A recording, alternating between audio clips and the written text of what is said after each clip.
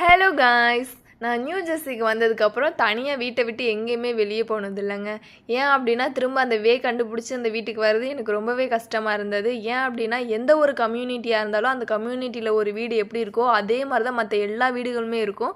So இங்கே வீடு பார்க்க எல்லா வீடுமே சேமாக இருக்கும். ஸோ எனக்கு அவ்வளோக்கும் ஈஸியாலாம் கண்டுபிடிச்சிட முடியாது.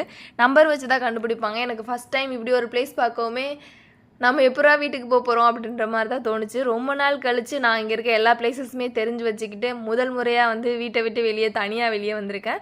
இங்கே பார்த்தோன்னா இந்த ரோட்டில் எல்லாமே ஸ்ப்ரிங் சீசன் ஆண்டி ஒவ்வொரு மரமுமே அழகாக பூத்து குலுங்கிட்டு இருந்தது. இந்த ஒயிட் கலரில் ஃப்ளார் இருந்தது பார்த்தீங்களா. இது லாங் டிஸ்டன்ஸ்லேருந்து பார்க்குறப்போ ஒயிட் கலர் மட்டும் தான் தெரியுது, பிங்க் கலர் தெரியல. பக்கத்தில் நான் அதை பறித்து பார்க்குறப்போ தான் நடுவில் பிங்க் கலருமே இருந்தது.